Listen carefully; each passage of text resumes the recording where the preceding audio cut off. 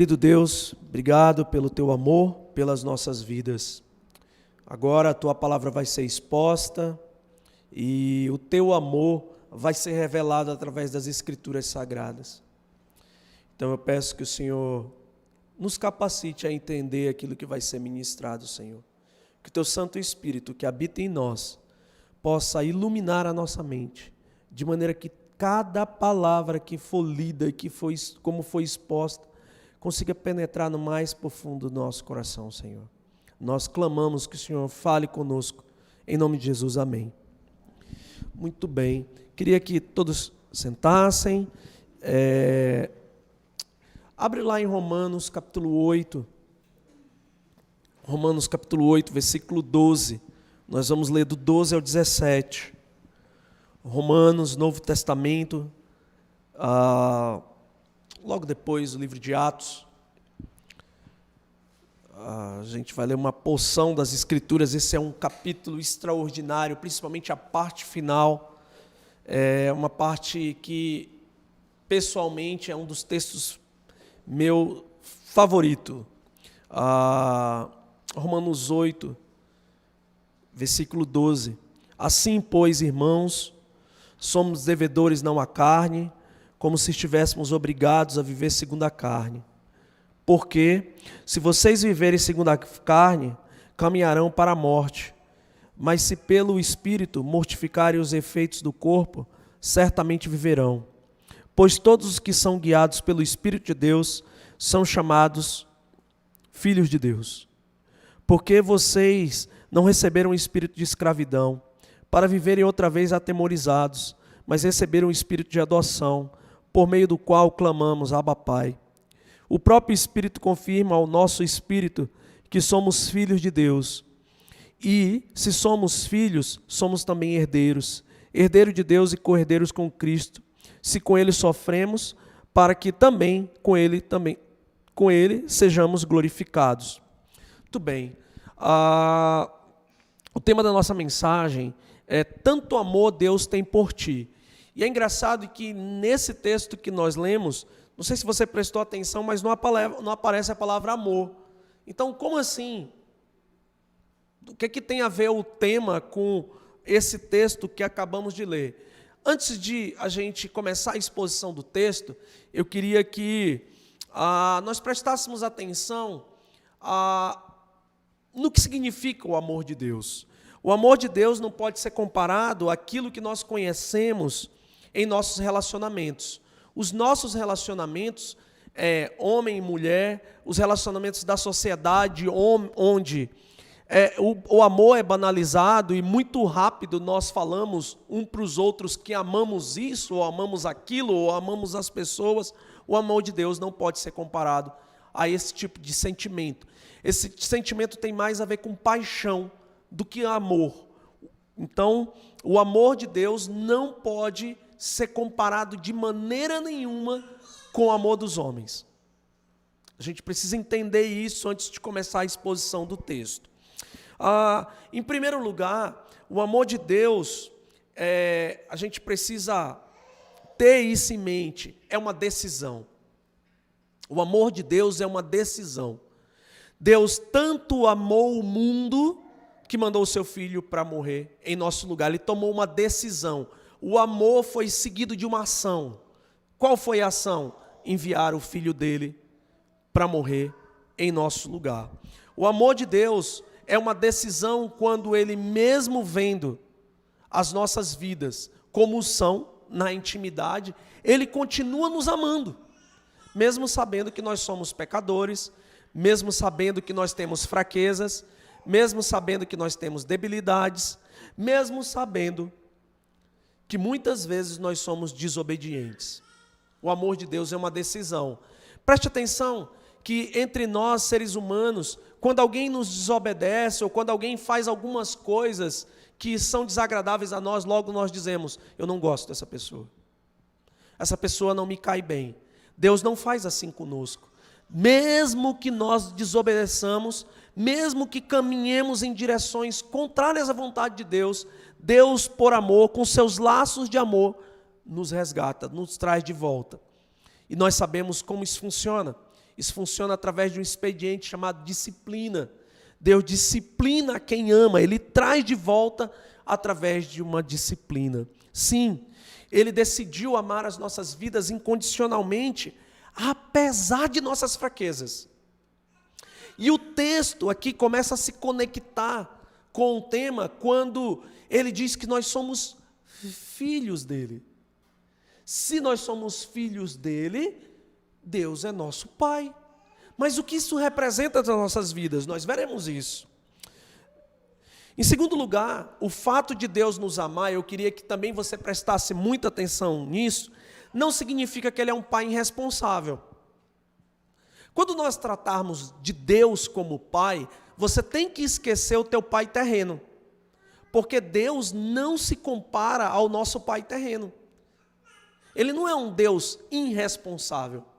Ele não nos abandona nos momentos de sofrimento, Ele está conosco em todos os momentos de nossa vida, apesar de, algumas vezes, nós não sentirmos isso.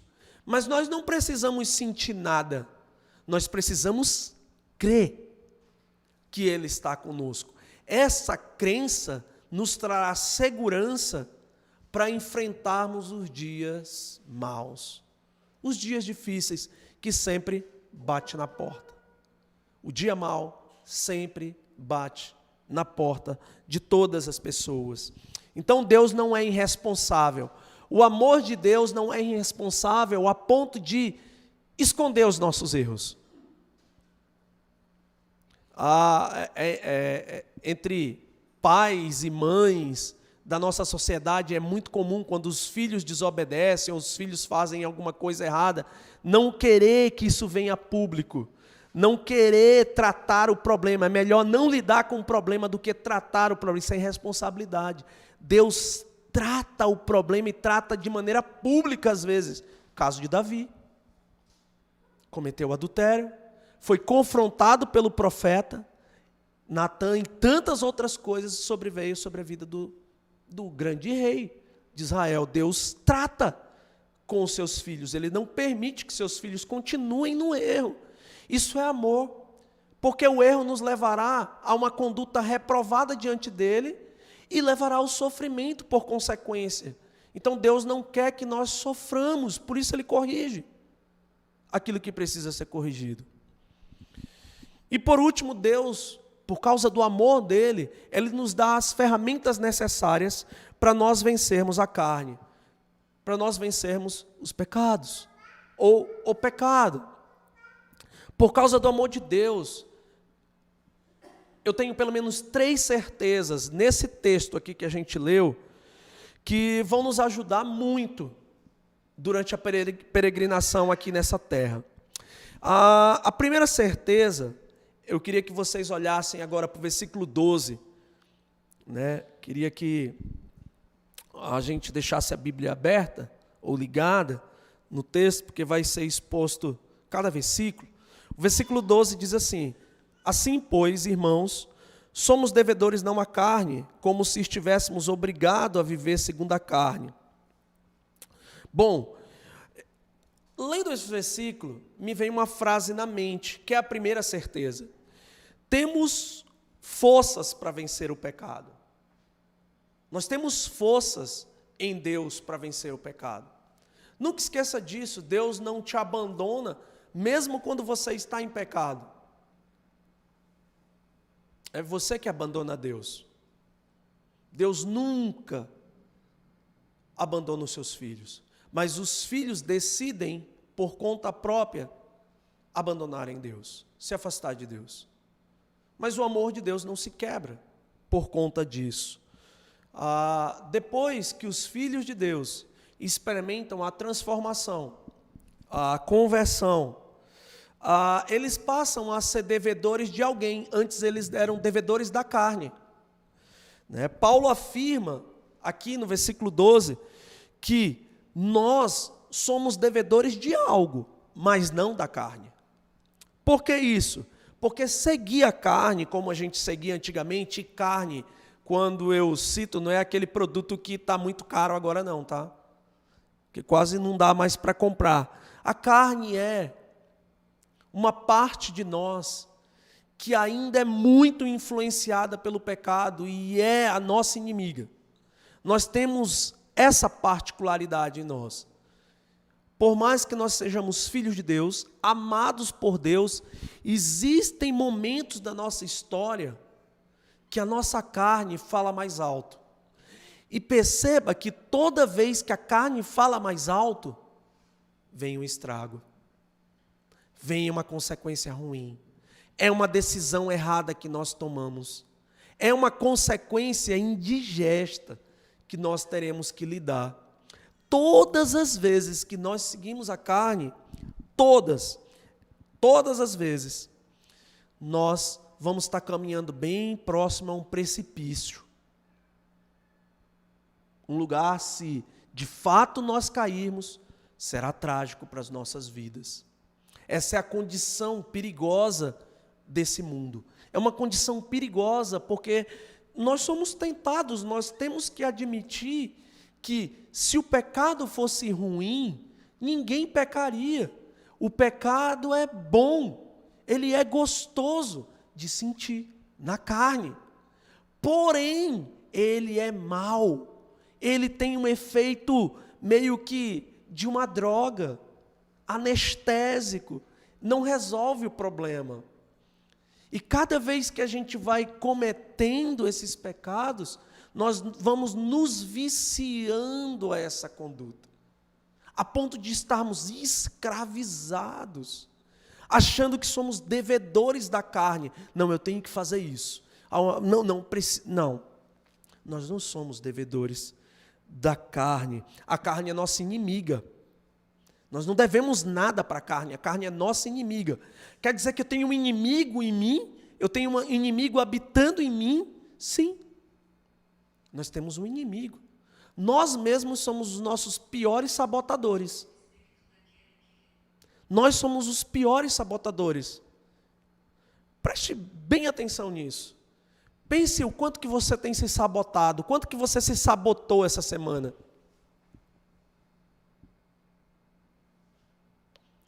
Quanto que você deixou de tomar boas decisões porque você mesmo se sabotou? Quanto você deixou de crescer como pessoa porque você mesmo se sabotou? Como você deixou de se aproximar de Deus porque se sabotou? Sim, nós temos um inimigo. E esse inimigo somos nós. Eu mesmo sou meu maior inimigo. Eu posso me sabotar todos os dias. E posso tomar decisões que podem implicar em consequências para outras pessoas também, não só para mim. E isso é triste, porque nós não sabemos lidar com consequências ruins quando elas vêm. Porém, Cristo já nos libertou. Cristo já nos libertou desse cativeiro. Nós não estamos mais presos à carne. Assim, pois, irmãos, somos devedores, não à carne, o apóstolo Paulo está falando, mas somos devedores de alguém, não à carne. Não presta mais atenção no que tua carne diz. Eu quero fazer isso, você não deve nada.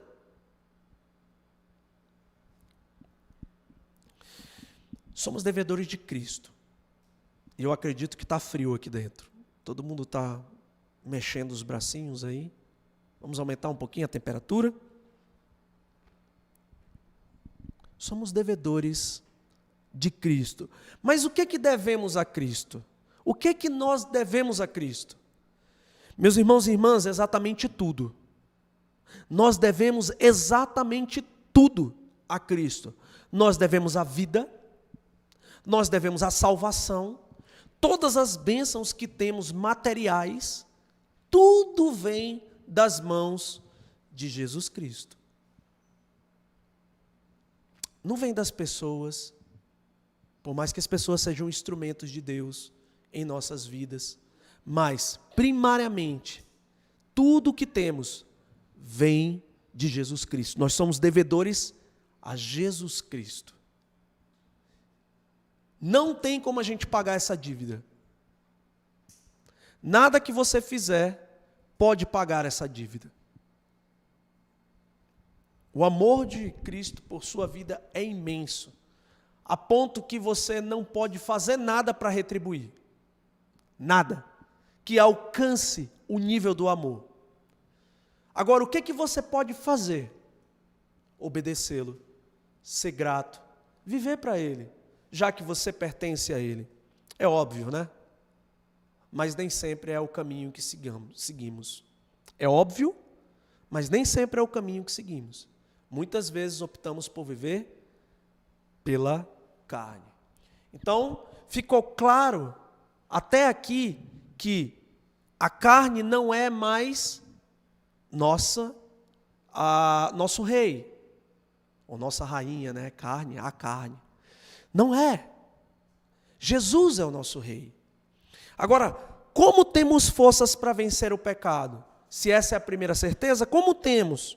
Vamos olhar o versículo 13, e aqui vai começar a exposição dessa certeza. Porque se vocês viverem segundo a carne, caminharão para a morte. Preste atenção na expressão usada pelo apóstolo Paulo. Porque é uma afirmação. Se vocês viverem segundo a carne, ou inclinados para o que a carne deseja, caminharão, e o verbo aqui está em um tempo futuro, caminharão para a morte.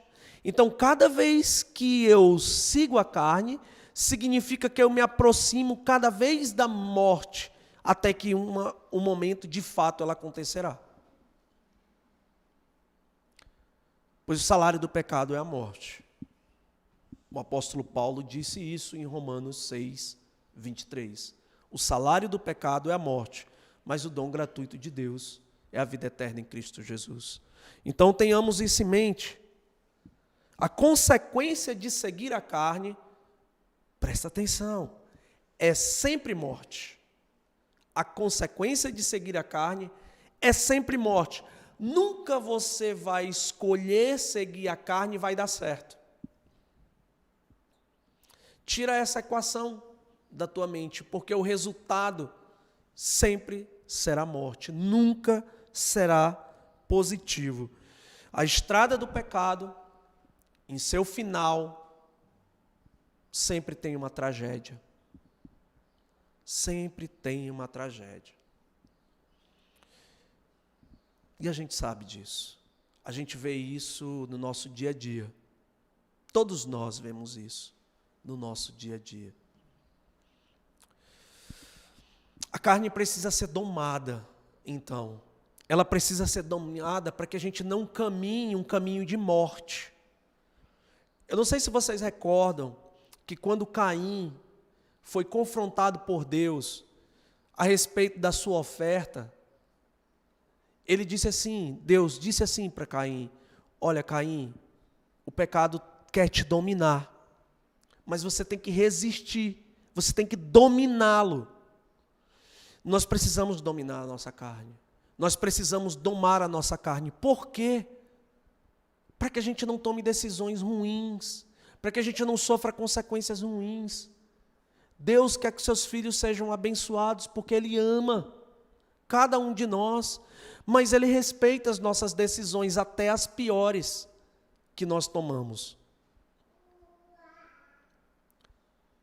Pode ser que no final trágico da vida de alguém lembre dessas palavras e diz: olha, um dia eu ouvi falar que Deus me ama. Sim, Deus estará nesse final trágico ainda disposto a demonstrar o seu amor para com a tua vida, com a minha vida também. Então, essa carne precisa ser domada. Mas como é possível isso? Somente pelo Espírito. Somente pelo Espírito. Não adianta contar até 1000. Eu sou muito estressado, eu vou contar até 1000 para não responder de maneira estressada. Não adianta, isso vai funcionar 10 vezes, mas uma vez vai dar ruim. Uma vez não vai dar certo. O que eu preciso fazer? O versículo diz: porque se vocês viverem segundo a carne, caminharão para a morte. Mas se pelo Espírito Esse é o meio pelo qual nós mortificamos a carne. Pelo Espírito, mortificarem os feitos do corpo, certamente viverão. Ou seja, as decisões vão ser boas. As consequências vão ser positivas.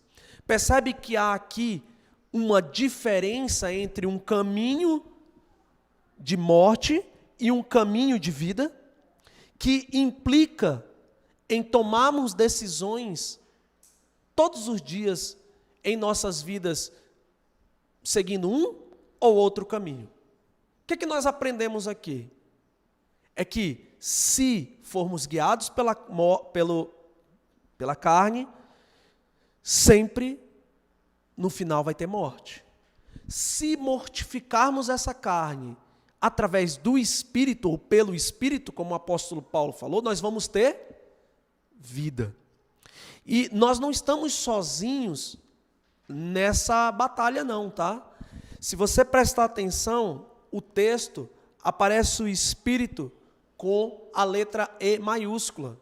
Isso significa que esse Espírito é Deus, a terceira pessoa da Trindade.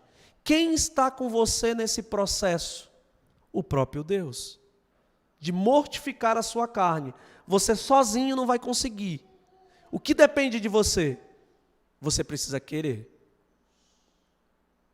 Você precisa querer. Imagina só, tenta trazer na tua mente agora um café da manhã. A gente está aqui pela manhã, é café da manhã ou almoço? O que a gente pensa que é melhor? Café ou almoço? Café, vai. Aqueles cafés bonitos. Bem bonitos. Aquelas mesas coloridas, cheias de bolo, cheia de doce. Assim, aquela fartura, e você pode pegar aquilo que você quiser nessa mesa. E você decide ir no lixo e tirar uma comida do lixo e comer. Olha que incoerência. Você tem à disposição um café farto, mas decide ir comer do lixo. Nós temos o amor de Deus disponível na nossa vida. E é com fartura esse amor. Mas a gente acaba indo até o lixo mendigar o amor das pessoas. E até o lixo. E eu estou falando do mundo, tá? Da forma mais desprezível que ele é. Em todos os aspectos. Nós temos o amor de Deus aqui disponível. Isso deveria nos dar forças para vencer o pecado e tomar decisões certas. Decisões certas, sim. Nós temos pelo Espírito, somente pelo Espírito, pela ação do Espírito, forças para vencer o pecado. Não adianta tentar pelas próprias forças. E eu queria te dar um conselho, independente da luta que você está tendo, ou se não é luta, sei lá, o que você está pensando, se tem perguntas dentro da tua mente que são difíceis de serem expostas, está aqui no profundo do teu coração, eu queria te dizer o seguinte: você não está sozinho, você não está sozinho. Essas inquietações, essas perguntas, Deus sabe. E Deus sabe e tem te respondido agora, nesse momento, que Ele está disponível para dar forças para você. Forças. Não joga a toalha, não. A carne quer jogar a toalha. Não joga a toalha, não. Tanto amor Deus tem por ti. Não vá procurar amor onde você não vai encontrar. Esse amor, e por causa desse amor, nós temos a certeza que nós temos forças para vencer o pecado pelo Espírito, tá? Por meio do Espírito. Queria que você olhasse o versículo 14 agora. Versículo 14 diz a razão pela qual o Espírito nos ajuda. Qual é a razão? Pois todos os que são guiados pelo Espírito de Deus são filhos de Deus. Meus irmãos, minhas irmãs, nós não somos bastardos. Entendem a expressão bastardo? Isso é das antigas, por isso que as senhoras riram. Que é das antigas. É aquele filho indesejado, que fica no canto, que ninguém olha. Nós não somos filhos bastardos. Nós não somos filhos indesejados. Deus desejou tanto as nossas vidas que Ele morre por nós na cruz. Nós somos filhos desejados por Deus. Deus nos ama. Nós podemos ser chamados de filho de Deus. Olha, isso é a maior patente que alguém pode alcançar nessa vida. É ser chamado filho de Deus. Você pode construir tudo nessa vida, pode ter o que tiver nessa vida, mas se você não for chamado de filho de Deus, você não construiu nada. O maior tesouro para nós é sermos chamados filhos de Deus. E se somos filhos, um pai responsável como é Deus, um pai bom como é Deus, Ele não permite que os seus filhos fiquem sofrendo. Ele age. Ele se mexe. Ele ouve, porque Ele não é uma estátua. Ele não é surdo. Ele ouve. Ele vê e Ele fala aos nossos corações. Então nós temos um Pai que de fato nos ama. E olha, eu tenho certeza que todos nós aqui, em algum grau, tivemos problema com os nossos pais. Principalmente com a figura do pai, o homem. Todos nós tivemos em algum grau, algum tipo de problema. Eu acredito nisso. Porém, com este pai aqui, nós não temos problema nenhum. Porque Ele é fiel, Ele é verdadeiro, Ele não passa a mão em cima dos nossos erros, porém, Ele quer que a gente fique de pé. Por isso Ele está nos ajudando. Muitas vezes Ele está nos empurrando. Porque a gente meio que quer ficar estacionado. Ele diz, não. Você não pode ficar estacionado, você tem que caminhar. Você tem que caminhar. Então, quem é guiado pelo Espírito é filho de Deus. Ou seja, a gente também pode afirmar que quem não é guiado pelo Espírito não é filho de Deus. Dá a entender o texto. Quem não é guiado pelo Espírito não é filho de Deus. Quem é guiado pelo Espírito é filho de Deus. Mas, até mesmo para os filhos de Deus, é possível que em alguns momentos da nossa vida nós sejamos guiados pela carne. E estejamos caminhando num caminho de morte. E essa mensagem é extraordinária. Para quê? Para que você volte para os caminhos de Deus. Para que você entenda que Deus é muito maior do que os teus projetos. E Deus te ama. A ponto de provar esse amor morrendo por você na cruz. E te chamar de filho, de filha. Pense só, o Criador de todas as coisas, de todo esse universo tão complexo, é teu Pai. Então nós somos ricos, porque Deus é dono de tudo. Nós vamos tratar isso daqui a pouquinho. Algumas perguntas, tá? Diante dessa verdade que nós temos forças para vencer o pecado, porque o Espírito nos ajuda, porque Deus nos ama, eu quero fazer algumas perguntas. Você tem se sentido fraco? Fraca? Você pensou nessa semana, talvez, em desistir das coisas? Desistir da vida, desistir das pessoas, porque foi traído, traída, teve a confiança ali maculada por alguma ação de alguém, ficou chateado com alguma coisa, enfim. Eu quero te dizer que nos momentos de fraqueza que nós temos que clamar ao Senhor. É justo nesse momento, é esse momento que a carne vai dizer assim, não, Deus não está nem aí para você, Deus nem liga para você, a carne vai dizer isso para você. E eu estou dizendo ao contrário, eu estou dizendo que é no momento de fraqueza que você deve clamar ao Senhor para que Ele nos ajude nesse momento. Nossa oração diária deve conter o seguinte pedido, se você quiser anotar, anote. Senhor, sustenta-me quando eu estou espiritualmente fraco.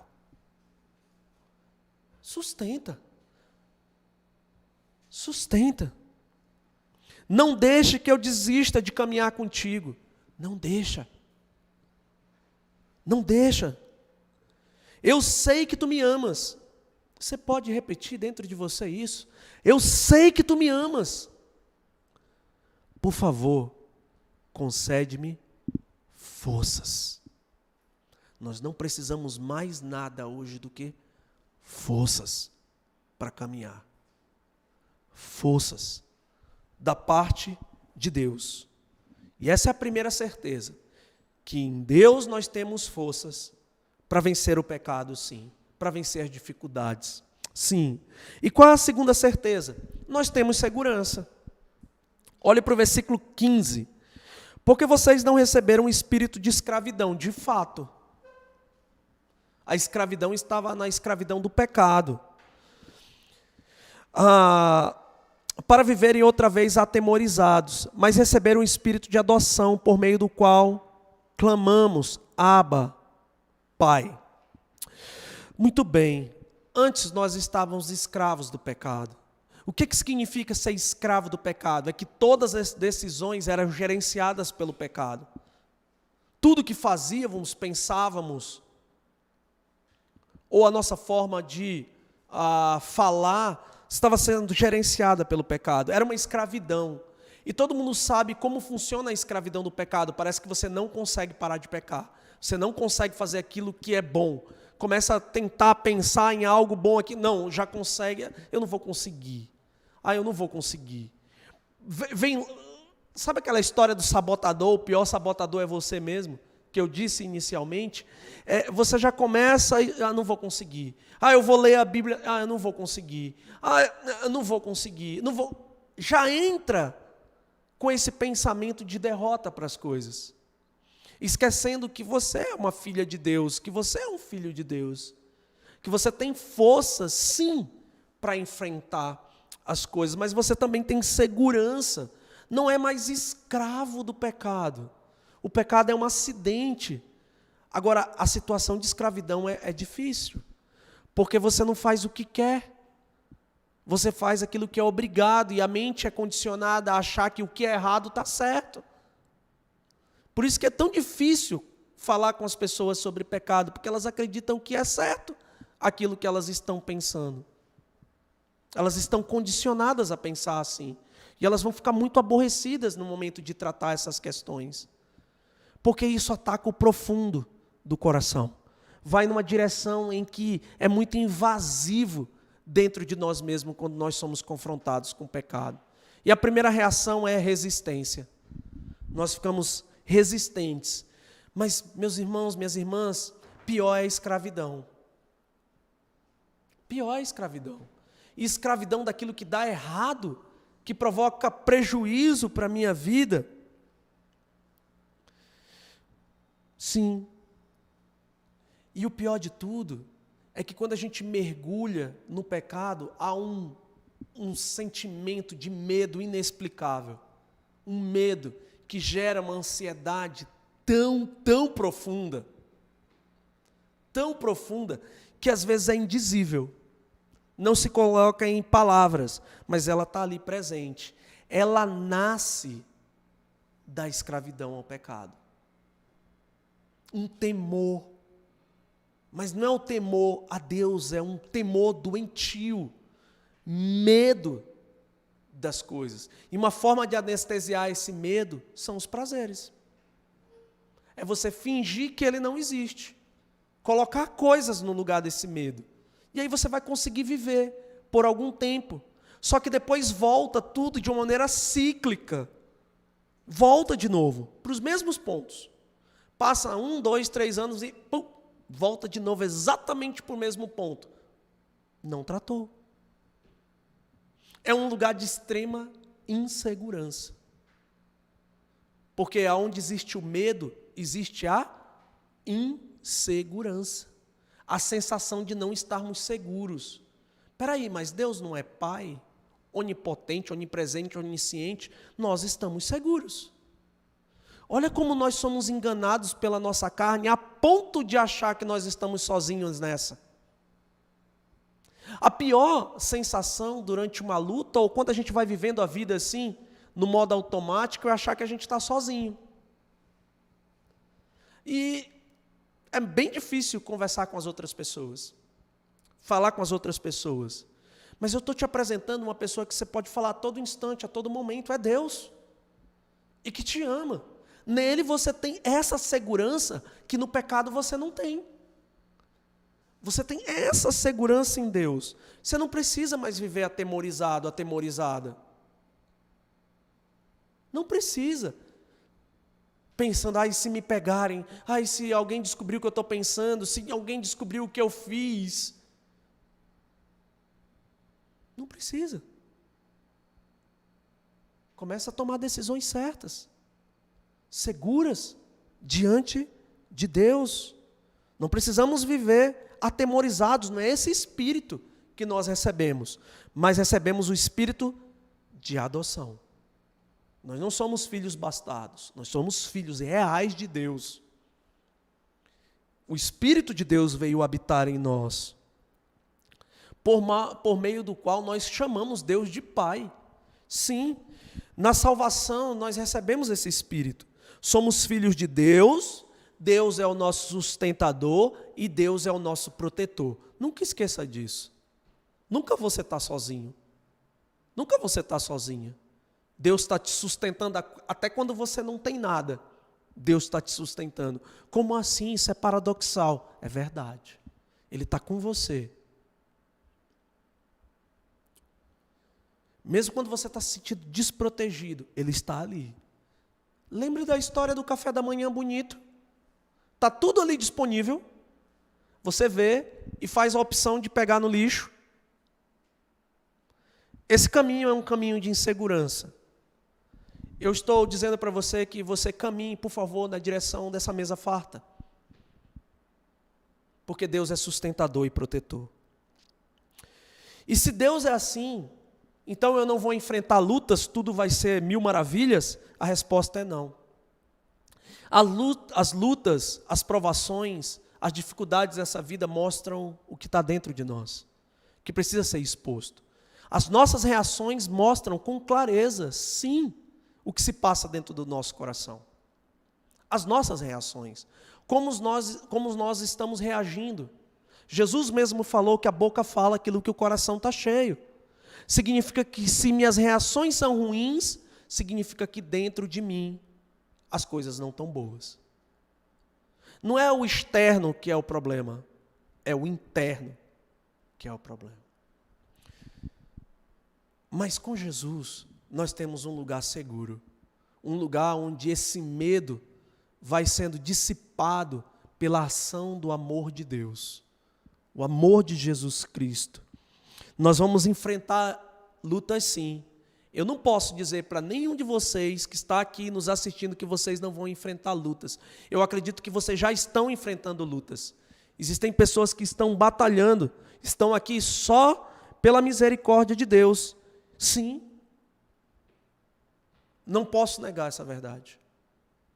Teremos dias de lutas. Teremos dias extremamente difíceis. Extremamente difíceis. Existirão momentos que nós vamos ser tentados a desistir. Mas tentados mesmo. Não é brincadeira não, uma tentação assim para desistir mesmo, jogar a toalha. Sim. Mas Deus está conosco. Deus está conosco. Nós não precisamos ter medo. Nós não precisamos ter medo. Nós não somos mais escravos do pecado. Decida hoje a não cair mais nessa armadilha colocada por Satanás diante de você, com a isca perfeita para você, que ele sabe que você gosta. Decida, é uma decisão. Eu não vou cair nessa mais, porque eu sei que Deus me ama e o amor dele é incomparável pela minha vida. Nele eu estou seguro. Nele eu estou seguro. Sim, tanto amor Deus tem por ti. Olha como essas certezas vão brotando no nosso coração, porque o Espírito habita em nós. E nós vamos começando a olhar o mundo com outra perspectiva e vendo os nossos erros, aonde nós estamos vacilando. E aprendendo aqui que Deus não está nos abandonando porque nós estamos errando, Ele está chamando a nossa atenção. Porque Ele nos ama. Ele é nosso Pai. Nele temos segurança. Sim. Versículo 16 diz o seguinte: o próprio Espírito confirma ao nosso espírito que somos filhos de Deus. É essa razão pela qual eu acabei de dizer que enquanto eu estou ministrando, eu estou expondo esse texto, você está pensando, e esse pensamento fica borbulhando dentro do coração e apontando para decisões que você tem que tomar. Esse Espírito fala ao nosso coração: vocês são filhos de Deus. Isso que esse homem está pregando é verdade. Vocês são filhos de Deus. Vocês não são escravos do pecado. Parem com isso. É isso, essa voz agora no coração de vocês, que nós chamamos de voz do Espírito falando ao coração do homem, trazendo à memória aquilo que a gente não consegue enxergar, mas agora foi revelado. Essa foi a nossa oração inicial.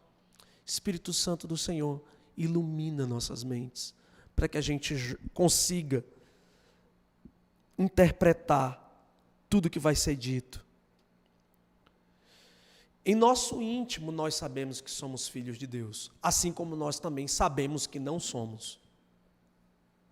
O Espírito fala ao nosso coração. Como que isso vai se refletir? Na maneira como a gente vai viver. As nossas ações e nossas reações, sejam em momentos bons ou em momentos ruins. Deus é o nosso Pai. Por isso, nós podemos crer que nós estamos seguros. Estamos seguros, porque Ele é refúgio e fortaleza para as nossas vidas, dizia o salmista. Não temerei, não temerei. Algumas perguntas. Qual a sua ideia de segurança? Qual a sua ideia de segurança? Ter dinheiro, poder, ser conhecido por pessoas importantes? Qual é a tua segurança? A família, as pessoas, qual é a tua segurança? A segurança, minha e sua, é a certeza que somos filhos de Deus. Essa é a segurança. Essa é a segurança. É isso que nos motiva a acordar e enfrentar mais um dia. Na perspectiva certa, que Deus é nosso Pai. E Ele não vai permitir que nós continuemos no erro. Ele não vai permitir que a gente fique na desobediência. Os laços de amor dEle irá nos atrair, irá nos confrontar e irá nos restaurar. Deus não quer que a gente se perca pelo meio do caminho. Ele irá nos restaurar. Essa é uma palavra de esperança. Essa é uma palavra de esperança. Esse é um café da manhã extraordinário, onde nós estamos vendo que existe amor, existe sustento, existe proteção, e que nós temos que andar neste caminho aqui, e não no outro, que é a direção do lixo. A sua segurança está na certeza de que você é filho de Deus. Então nós estamos na segunda certeza. A primeira qual era? Temos forças para vencer o pecado. Nós não estamos sozinhos. A segunda é, temos segurança. Por quê? Porque Deus é o nosso Pai. Imagina uma situação espiritual em que nós estamos diante de um perigo, Deus enviando os seus anjos e estando ao nosso redor. Deus estando conosco ali naquele momento. Imagina tudo isso e de repente você vira e diz assim: não quero. Quero não, Deus. Eu prefiro botar a minha segurança no dinheiro. Eu prefiro colocar a segurança nos amigos. Fica com a tua legião de anjos, fica com tudo que tu tens aí, que é eterno, extraordinário, bom. Eu não quero. Eu me sinto mais seguro aqui, no meio das pessoas. Obrigado pela tua... Não faz isso. Não faz isso. Isso não vai ser bom para a tua vida. vai ser bom para a tua alma. Lembra que esse caminho vai levar a algum lugar, não vai? Lembra qual era o lugar? Consegue falar? Morte. Lembra? Paulo falou sobre isso no início, os versículos estão conectados. Seguir a carne, morte. Seguir a Jesus, o Espírito, vida. Está bem claro. Jesus é a nossa segurança. Vamos para a terceira certeza. Nós temos um tesouro. Esse texto aponta para isso. Versículo 17. E se somos filhos, somos também herdeiros. Herdeiros de Deus e co-herdeiros de Cristo, se com Ele sofremos, para que também com Ele sejamos glorificados. Nós sabemos que em vida um filho não pode ter uma herança de um pai. A herança só é possível ser resgatada quando os pais morrem. Então, de cara aqui, dá para entender que Paulo não está falando de dinheiro e Paulo não está falando de coisas. Quando a gente vem na mente a palavra herança, a primeira coisa que a gente pensa é bens, dinheiro. Só que Paulo está falando de uma herança superior a tudo isso. Não tem nada a ver com dinheiro. E aqui eu queria fazer um alerta, tá? É triste ver em nossos dias que existem pastores prometendo o céu aqui na terra, tornando assim as pessoas escravas da bênção. Isso é perigoso. A gente pode estar usando o nome de Deus para tornar as pessoas escravas das coisas dessa terra. Quando a verdadeira herança se encontra no fato de sermos filhos de Deus, cidadãos do céu, e um dia teremos o corpo glorificado, longe da presença do pecado. Essa é a nossa maior riqueza. Essa é a maior riqueza que nós temos. O maior tesouro de um cristão é ser chamado filho de Deus.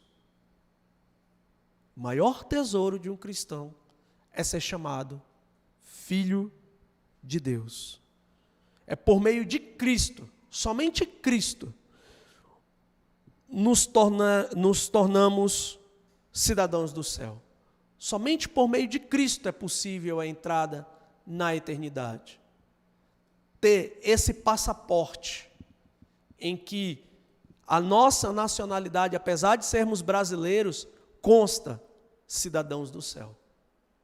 Homens e mulheres em peregrinação nessa terra. Durante essa caminhada nós aprendemos que nós estamos seguros, mas nós caminhamos na direção do tesouro. O nosso tesouro não está aqui, não dá para fixar raiz aqui. Nosso tesouro está em um local onde nada pode ser roubado e nada pode ser estragado.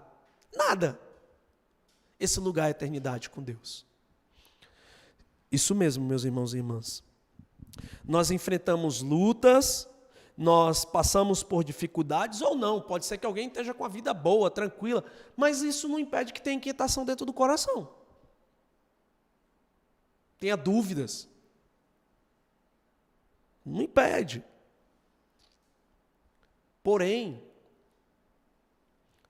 o que está sendo dito aqui é que nosso maior tesouro é Jesus Cristo.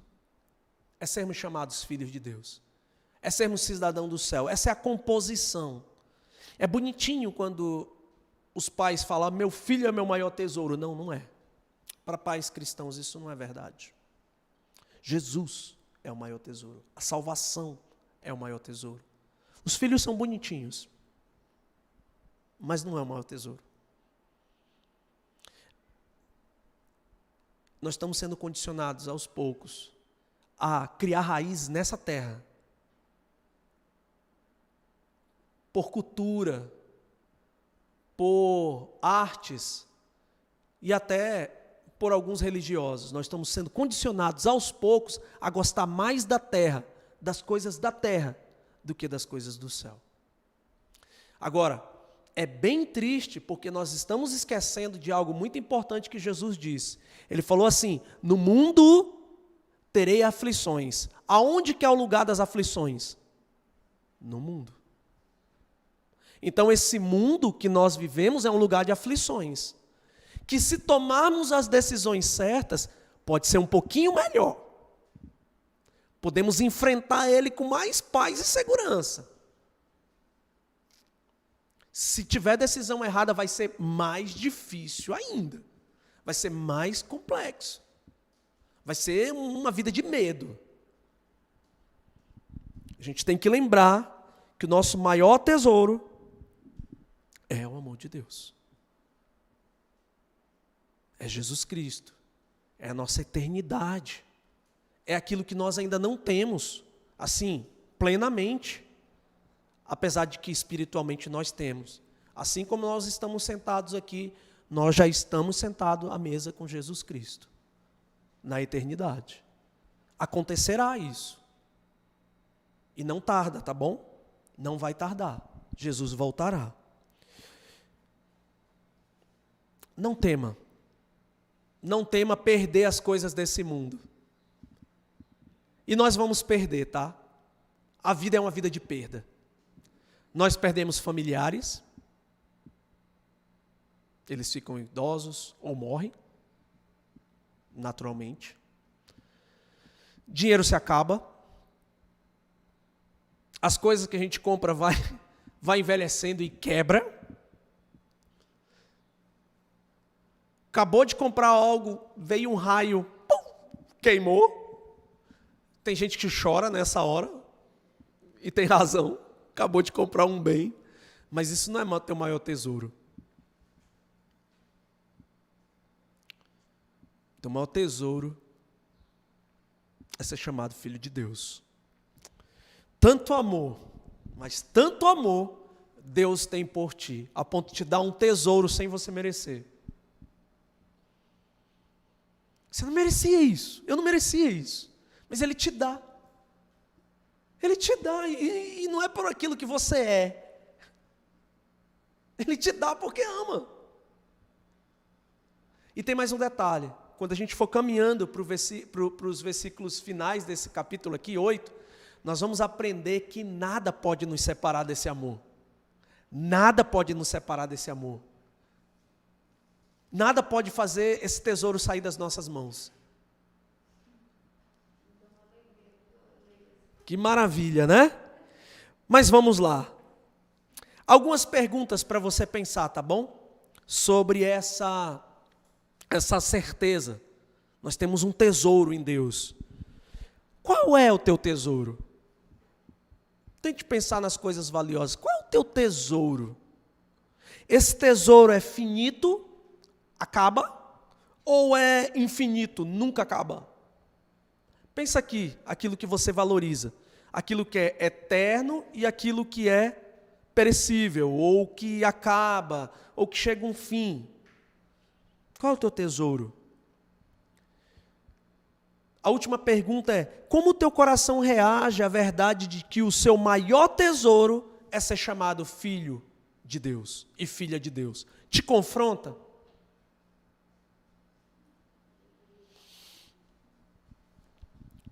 Vamos para a conclusão? 3 verdades. Tanto amor Deus tem por ti. E esse amor te dá 3 certezas. A primeira é: nós temos forças para vencer o pecado. Nós temos segurança. E nós temos um tesouro. Enquanto nós caminhamos, nós estamos na direção de um tesouro. Tanto amor Deus tem por ti. É com essa perspectiva, então, pensando nessas 3 certezas, é que a gente vai encarar a vida a partir de agora. Nós vamos encarar a vida dessa forma agora. Porque nós recebemos essa informação. Principalmente quando o assunto é lutar contra os nossos pecados. Não só isso, mas lutar contra as adversidades da vida. Nós vamos lutar dessa forma quando nós perdermos pessoas no meio do caminho, quando nós perdermos bens, ou quando as coisas não derem certo ou derem certo, não sei. A perspectiva não muda. Tem que continuar a mesma. Deus nos ama. Por isso, nós recebemos forças continuamente dele. Os pais naturais podem abandonar. Às vezes nem mandar pensão. Mas Deus manda a pensão diária dele para sobrevivermos. Podemos confiar nele. Ele é segurança para as nossas vidas. Ele é segurança para as nossas vidas. Por isso, não temamos os desafios dessa vida, que é passageira e breve, tá bom? E por último, dentro dessa conclusão, o fato de sermos chamados filhos de Deus é um privilégio. Se sinta um privilegiado, uma privilegiada. Se você acordou meio jururu hoje, achando que era o último biscoitinho do pacote, você é filho de Deus, filha de Deus. Levanta. Não é para levantar aqui não, levanta. Sabe? Junta a toalha que já foi jogada, põe para lavar, a toalha da vida, e recomece. Recomece. Essa é a palavra que nós vamos ser desafiados ao final dessa mensagem. Recomeçar a caminhada. Não fique parado, não fique parada. Volte a caminhar. Deus chamou você para caminhar, porque o nosso alvo é chegar até o nosso maior tesouro, a eternidade com Deus. Amém? Vamos orar? Tanto amor Deus tem por nossas vidas, ficou claro hoje. Que verdade extraordinária. Obrigado por essas certezas, ó Deus. Obrigado pelo teu amor, pelo teu cuidado conosco. E a palavra final aqui durante a mensagem foi recomeçar. Recomeçar. Para isso, Deus, nós precisamos de forças e aprendemos que nós temos com o Senhor. Para isso, nós precisamos de segurança e nós aprendemos que temos com o Senhor. Para isso, nós precisamos de um alvo e nós aprendemos que temos também. Nós temos um tesouro como alvo. Obrigado, Senhor, por essas certezas. Nos ajuda, Senhor. Nos dê forças. Nos protege. Nos traz à memória o nosso bem mais precioso que temos, que é o Senhor. Obrigado por tudo, Pai, em nome de Jesus. Amém. Muito bem, nosso culto finalizou. Vocês que acompanham pelo YouTube, até a semana que vem, com a continuação de Romanos 8, tá bom? Forte abraço, tchau, tchau.